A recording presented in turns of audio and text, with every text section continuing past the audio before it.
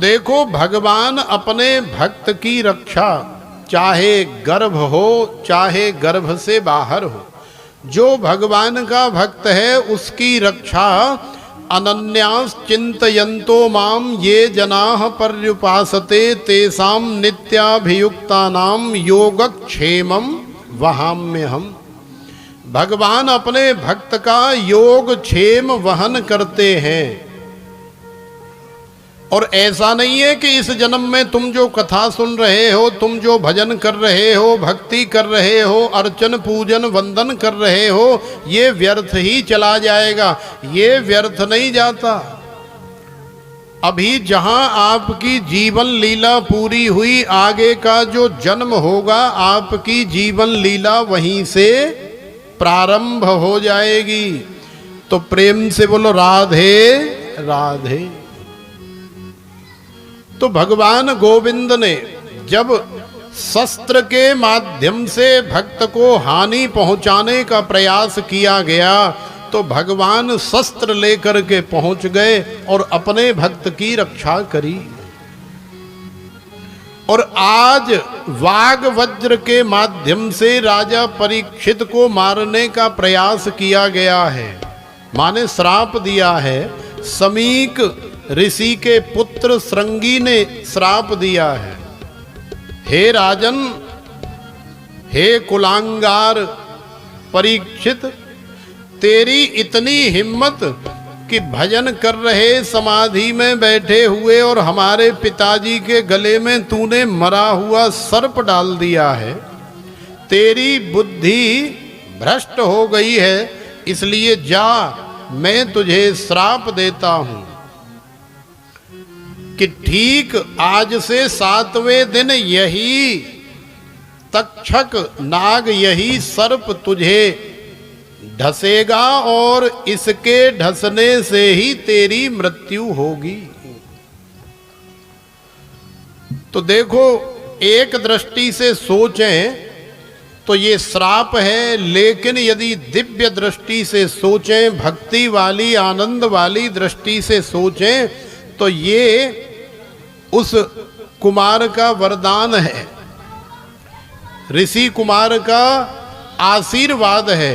क्योंकि साधु संत ब्राह्मण भगवान के बड़े प्रिय होते हैं और भगवान के प्रियजनों से कभी भी कुछ भी अनहित नहीं होता। साधुते होए न कारज हानि। भले ही क्रोध में आकर के किसी साधु संत ब्राह्मण ने आपका तिरस्कार कर दिया, आपको कोई अपशब्द कह दिए, तो भी आप ऐसा ही सोचना कि उनकी कोई न कोई मेरे ऊपर कृपा हुई है। क्यों? क्योंकि न जाने उसके पीछे क्या कारण रहा हो, मेरा कौन सा ऐसा अघ हो जो उन्होंने उस वाणी के माध्यम से जला करके भस्म कर दिया। इतने बड़े बड़े महापुरुष, इतने बड़े बड़े ऋषि मुनि राजा परीक्षित के जीवन में कभी नहीं आए जितने आज बैठे हैं। बड़े बड़े महात्माओं के दर्शन का लाभ मिल रहा है, उनके पूजन का, अर्चन का, वंदन का लाभ मिल रहा है। ये साम संस्मरणात् पुंसाम सद्यः शुद्ध्यन्ते वै गृहाः किम पुनर्दर्शन स्पर्श पाद शौचासनाद भी। अरे महात्मा लोगों का तो स्मरण ही हमारा कल्याण करता है। केवल स्मरण, आंख बंद करके किसी महात्मा का स्मरण कर लो तो वो भी कल्याण कारक है। यदि दर्शन मिल जाए इन चक्षुओं से तो ये उससे भी ज्यादा श्रेष्ठ है। और यदि दर्शन के साथ उनकी सेवा करने का अवसर मिल जाए, खिलाने पिलाने का अवसर मिल जाए, तो ये उससे भी ज्यादा श्रेष्ठ है। और सेवा के साथ में यदि पाद प्रक्षालन करने का अवसर मिल जाए तो ये उससे भी ज्यादा श्रेष्ठ है। किसी महात्मा के, किसी साधु के चरण हमारे घर पर पड़ जाएं तो हमारा घर वास्तव में मंदिर बन जाता है, पवित्र हो जाता है। विद्वानों ने, धार्मिक ग्रंथों ने, वेदों ने, शास्त्रों ने, पुराणों ने तो ऐसा कहा है कि सद्यः शुद्ध्यन्ते वै गृहाः, शमशान के समान अपवित्र कोई घर हो, ऐसे भी घर में यदि किसी महापुरुष के चरणार विंद पड़ जाएं तो वो भी मंदिर के समान हो जाता है। ऐसे बहुत सारे उदाहरण श्रीमद् भागवत के माध्यम से हमें श्रवण करने के लिए मिलते हैं। प्रेम से बोलो राधे राधे राधे।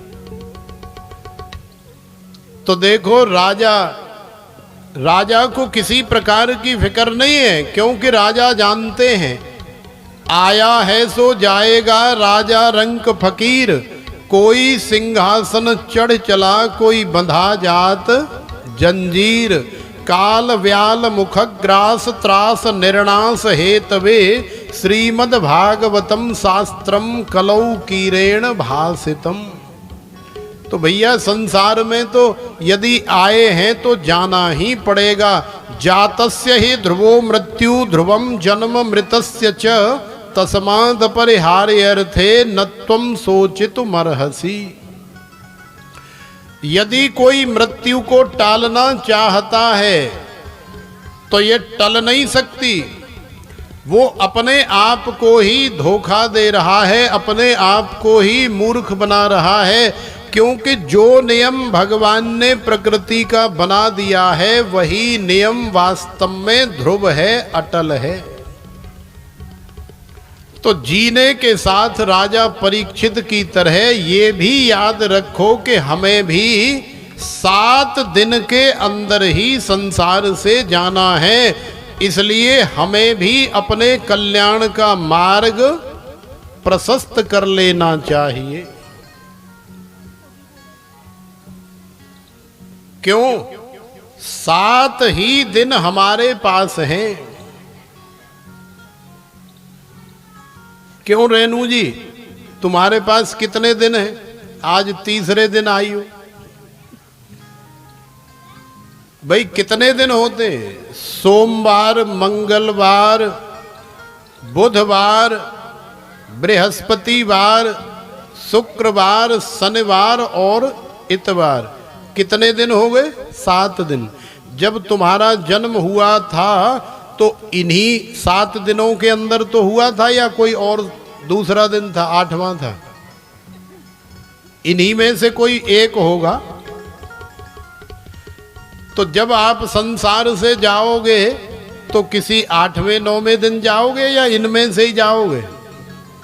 इनमें से ही जाएंगे। माने जन्म भी आपका 7 ही दिन के अंदर होता है और संसार से गमन भी आपका 7 ही दिन के अंदर होता है। अब कौन कब चला जाए इस बात की कोई गारंटी थोड़ी है कि हम मंगल को जाएंगे, हम 10 साल बाद बुधवार को जाएंगे, हम 20 साल बाद शनिवार को जाएंगे, कोई गारंटी थोड़ी है। भाई इस बात की कोई गारंटी नहीं है कब कौन चला जाए, इसलिए हमारे पास भी राजा की तरह केवल 7 ही दिन हैं और इन 7 दिनों में हम लोग भी श्रीमद् भागवत कथा के माध्यम से अपने कल्याण का मार्ग प्रशस्त कर लें। तो प्रेम से बोलो राधे राधे राधे। ऋषि मुनियों ने अनेकों प्रकार के उपाय बताए, लेकिन वो उपाय चूंकि बहुत लंबे उपाय हैं, अब इतना समय राजा के पास नहीं है, तो भगवान की प्रेरणा से श्री सुखदेव जी महाराज तत्रा भवद भगवान व्यास पुत्रो यदृच्छया गामट मानो नवेश्य अलक्षलिंगो निजलाभ तुष्टो वृतश्च वालैः अवधूतवेषः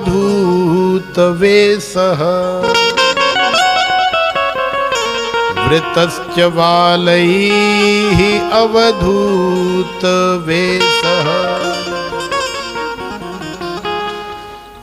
तत्रा भवद भगवान व्यास पुत्रः। देखो कितनी अद्भुत बात कह रहे हैं श्री सूत जी महाराज कि ये जो श्री सुखदेव जी हैं ये वास्तव में कोई साधारण पुरुष नहीं है। तत्रा भवद भगवान व्यास पुत्रो, माने भगवान अपने भक्त की रक्षा करने के लिए देखो क्या क्या करते हैं। चूंकि भगवान तो जानते हैं आगे क्या क्या होने वाला है, कैसे होने वाला है,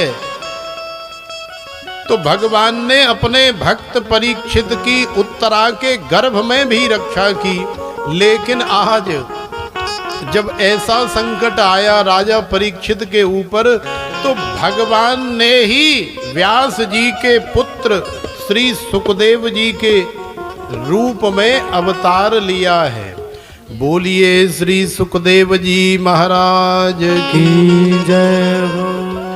चूंकि ऋषि कुमार ने वाग वज्र का प्रयोग किया है, तो वाग वज्र के माध्यम से ही उसका निराकरण करने के लिए श्री सुखदेव जी जहां पर भी जंगल में थे वहां से उठ कर के खड़े हुए और अनायास ही आगे के लिए चल दिए, और चलते चलते ठीक उसी स्थान पर पहुंच गए जहां पर राजा परीक्षित बैठे हैं और 20,000 की संख्या में बड़े बड़े तपस्वी संत महापुरुष बैठे हैं।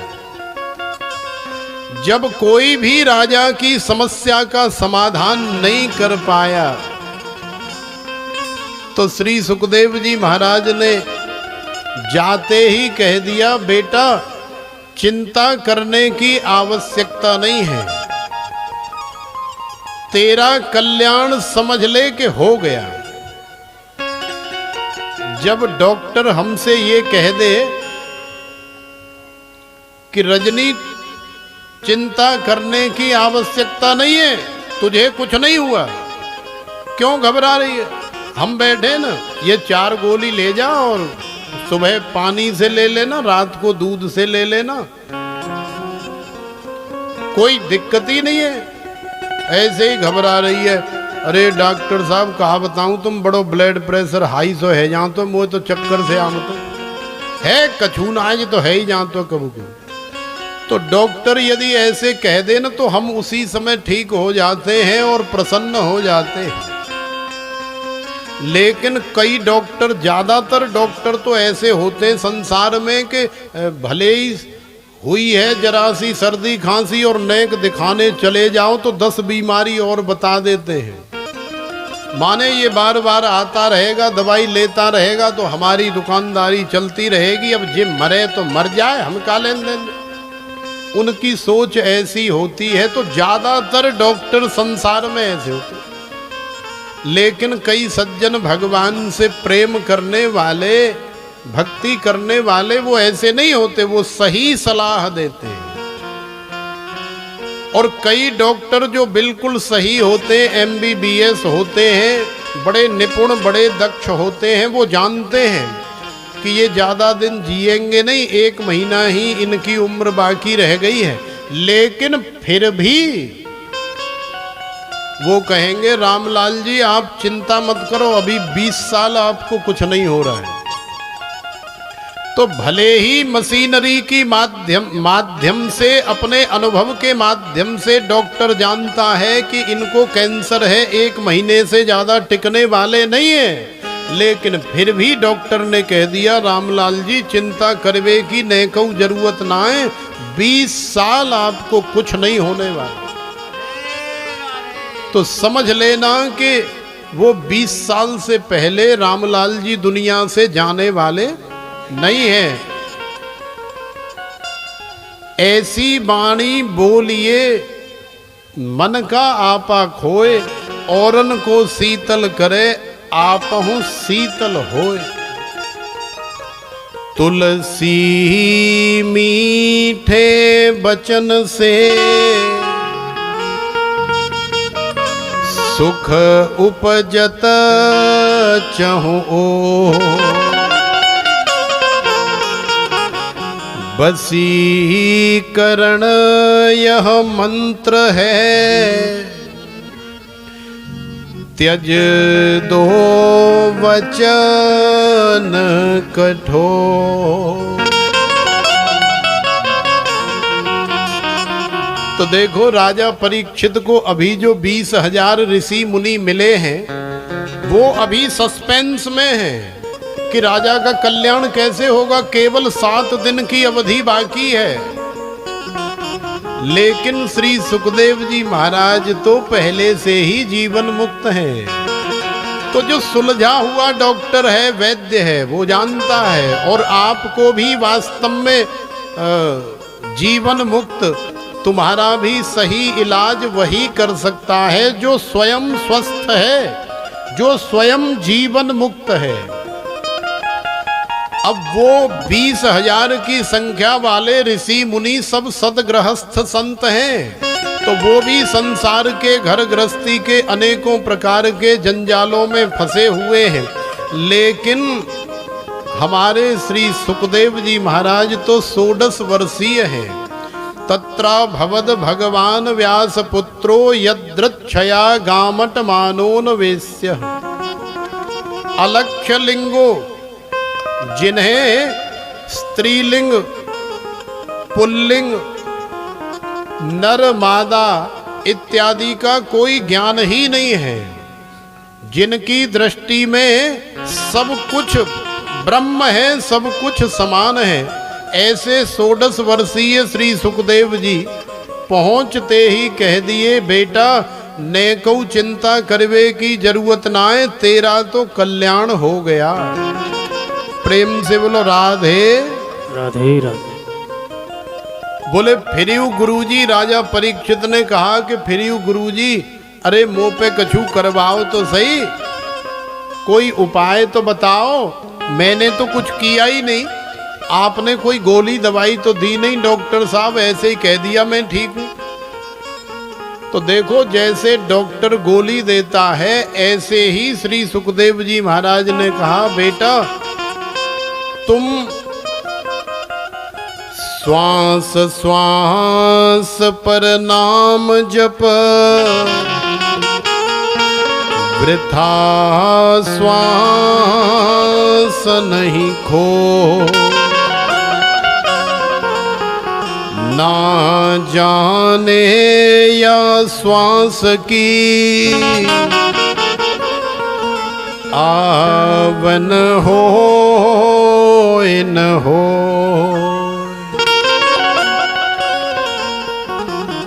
और भी बहुत सारे उपाय बताए, योग के, ध्यान के, समाधि के, लेकिन सबसे सरलतम, सबसे श्रेष्ठतम साधन तो यही है कि हम चाहे बैठे हैं, चाहे लेटे हैं, चाहे चल रहे हैं, चाहे खा रहे हैं, चाहे पी रहे हैं, हमारी स्मृति में गोविंद का स्मरण हो, चिंतन हो, और हमारी जिह्वा पर भगवान का नाम हो। इससे बढ़कर के कल्याण के लिए और कोई श्रेष्ठतम सरलतम साधन नहीं है। तो प्रेम से बोलो राधे राधे राधे। जैसा कि आप सब लोग जानते हैं, ये श्रीमद् भागवत की कथा, इसके मुख्य यजमान हमारे श्री पवन शर्मा जी हैं, और उनके बाद में आप सब हो। तो ये कथा आप सबके सहयोग से और उनके विशेष सहयोग से हो रही है, जिसका आनंद हम और आप सब लोग मिलकर के उठा रहे हैं। तो कोई भी माता बहन भाई बंधु इस श्रीमद् भागवत रूपी यज्ञ में अपनी मेहनत की कमाई से जो भी आहुति डालना चाहे, वो पूज्य राधिका दीदी के पास आकर के धीरे से अपनी सेवा, अपना नाम लिखा सकता है। वैसे 100 रुपए, 200 रुपए, 500 रुपए देने से कोई लाखों रुपए नहीं होते हैं, क्योंकि कथा में तो लाखों रुपए का खर्चा होता है। लेकिन फिर भी ये कृपा आपके ऊपर इसलिए करी है कि यज्ञ में भले किसी की एक आहुति डले, लेकिन उसे भी पुण्य की प्राप्ति होनी चाहिए। नहीं तो रजनी जैसी गोपी बैठी है, अर्चना जैसी गोपी यहाँ विद्यमान है, इनके होते हुए और कथा न हो, ये कोई बड़ी बात नहीं है। लेकिन फिर भी चूंकि आपको ऐसा सुंदर अवसर मौका मिला है, तो अवश्य अपनी अपनी श्रद्धा से दीदी के पास आहुति जरूर डालें इस यज्ञ में। हमारे राजेश जी हैं जिन्होंने 500 रुपए की आहुति इस यज्ञ में अर्पण की है। श्री राम कुमार जी हैं जिन्होंने 1000 रुपए की आहुति इसमें डाली है, और श्री पवन शुक्ला जी हैं जिन्होंने 500 रुपए की आहुति डाली है, और एक भैया और हैं जिन्होंने गुप्त दान के रूप में 100 रुपए की आहुति डाली है। तो इसी प्रकार से अब देखो, ये भैयाओं की संख्या बहुत कम है, लेकिन फिर भी भैया आहुति डाल रहे हैं, और माता बहनों की संख्या 10 गुनी ज़्यादा है। इसलिए अब ये 4 नाम भाइयों के आए, तो इसमें नीचे 40 माता बहनों के होने चाहिए, तब बराबरी होगी। तो प्रेम से बोलो राधे राधे राधे। तो भगवान की कथा परम मंगल करने वाली है, जीवन को बनाने वाली है। श्री सुखदेव जी महाराज ने कह दिया, बेटा तेरा कल्याण हो गया, तू चिंता मत कर, तू केवल भगवान को मनाने का प्रयास कर, भगवान गोविंद को रिझाने का प्रयास कर, और अपने हृदय से ऐसे भाव की जागृति कर कि तुम रूठे रहो मोहन, हम तुमको मना लेंगे। तो चलो हम भी यहाँ बैठे बैठे अपने मोहन को, अपने सांवरिया सरकार को मनाने का प्रयास करें, क्योंकि उनको मनाने से ही वास्तव में कथा सुनना सार्थक होगा।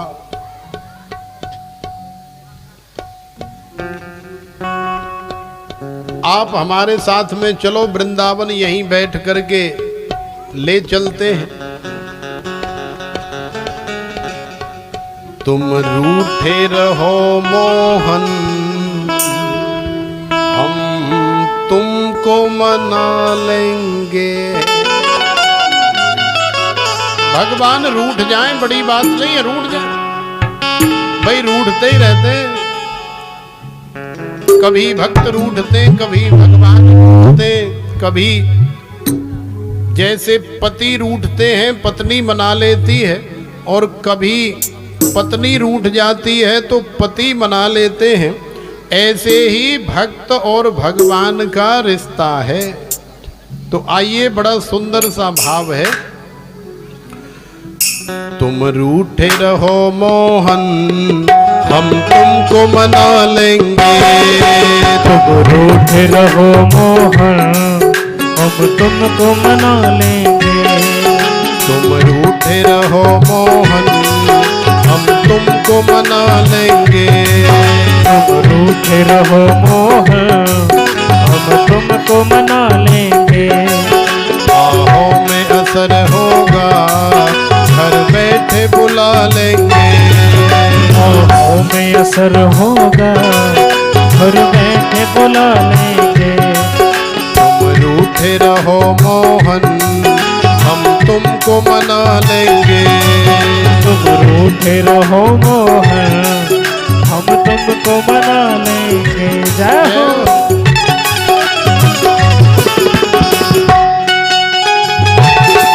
आनंद से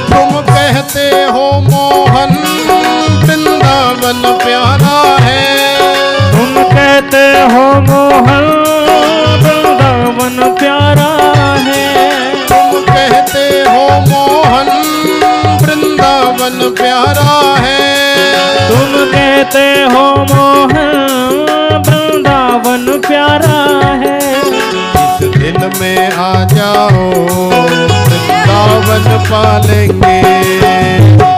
तुम आ जाओ वृंदावन बुला लेंगे। इस दिल में आ जाओ वृंदावन पालेंगे। दिल में आ जाओ वृंदावन पालेंगे। तुम रूठे रहो मोहन हम तुमको मना लेंगे। तुम रूठे रहो मोहन हम तुमको मना लेंगे। जय हो।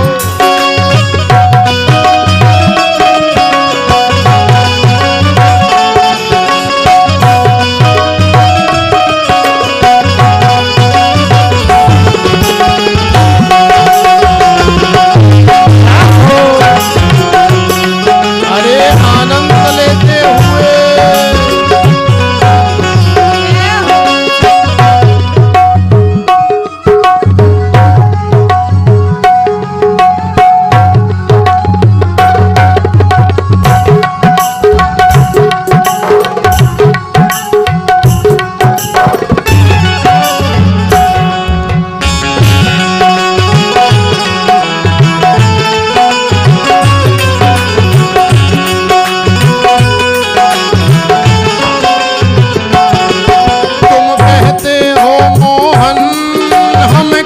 बिठाओगे। तुम कहते हो मोहन हमें कहाँ बिठाओगे। तुम कहते हो मोहन हमें कहाँ बिठाओगे। तुम कहते हो मोहन हम कहाँ बिठाओगे। एक बार तो आ जाओ पलकों पे बिठा लेंगे। एक बार तो आ जाओ पलकों पे बिठा लेंगे। एक बार तो आ जाओ पलकों पे बिठा लेंगे। एक बार तो आ जाओ पलकों पे बिठा लेंगे। तुम रूठे रहो मोहन हम तुमको मना लेंगे। तुम रूठे रहो मोहन हम तुमको मना लेंगे। श्री राधे।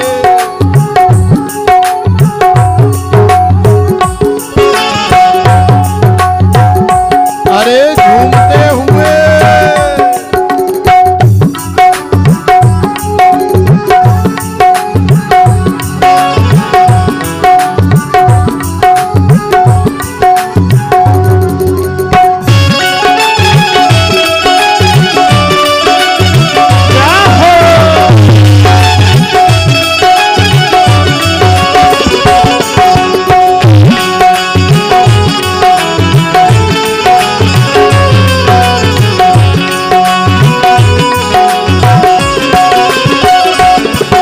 लगी आग जो सीने में इस प्रेम जुदाई की। लगी आग जो सीने में इस प्रेम जुदाई की। लगी आग जो सीने में इस प्रेम जुदाई की। लगी आग जो सीने में इस प्रेम जुदाई की।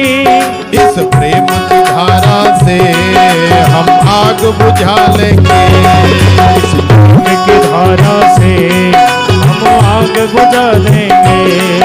इस प्रेम की धारा से हम आग बुझा लेंगे। इस प्रेम की धारा से हम आग बुझा देंगे।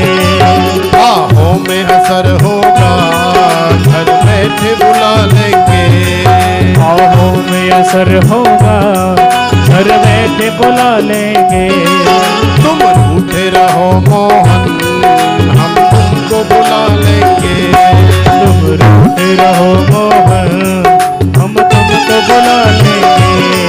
तुम रूठे रहो मोहन हम तुमको मना लेंगे।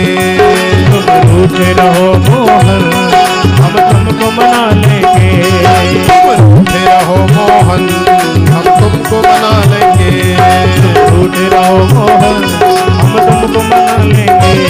तुम रूठे रहो मोहन हम तुमको मना लेंगे। तुम रूठे रहो मोहन हम तुमको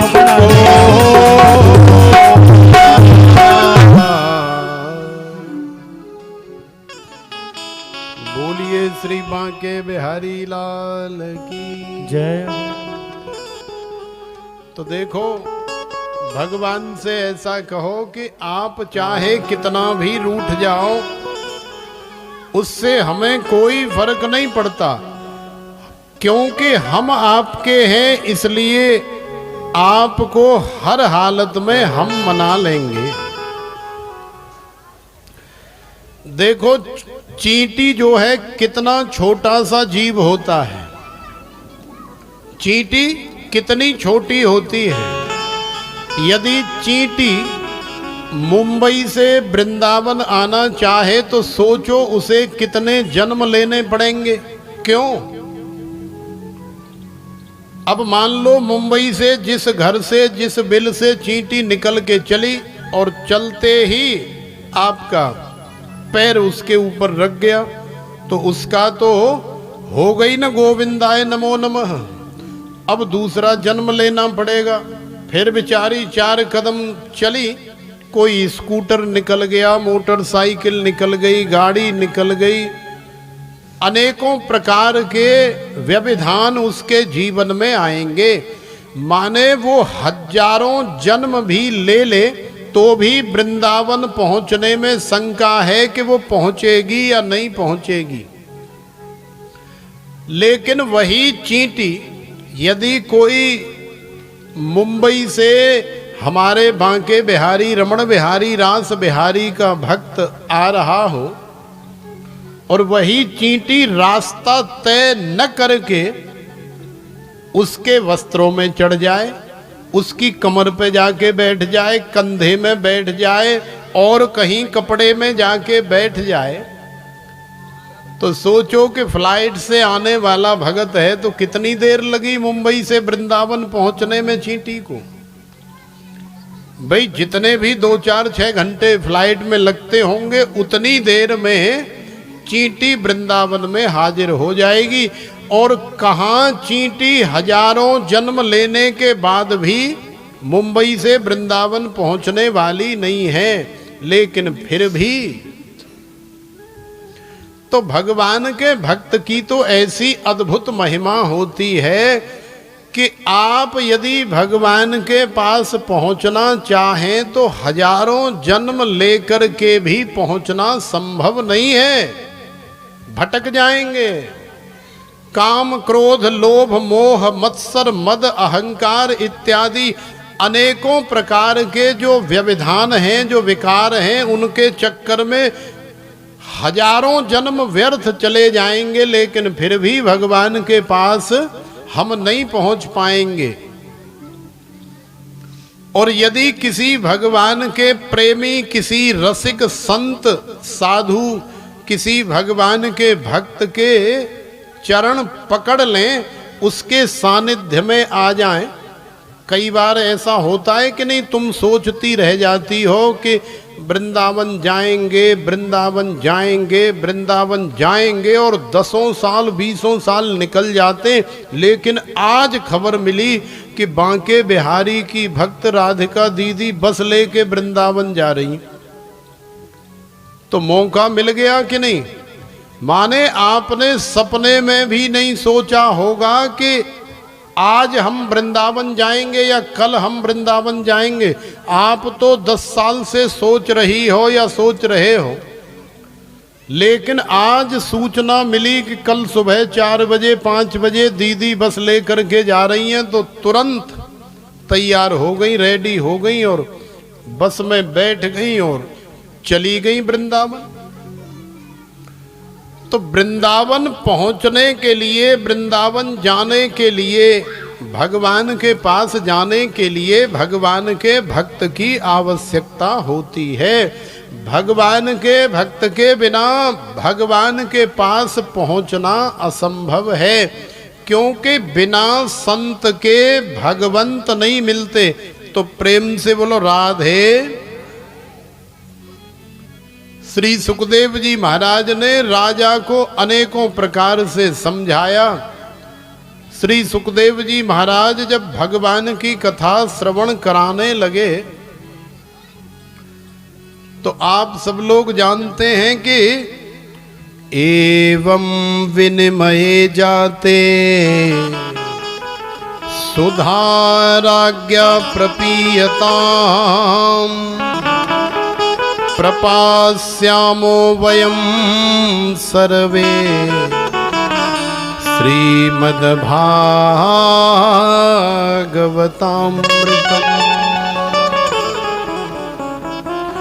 सुखं नत्वा वदन् सर्वे स्वकार्य कुशलासुरा।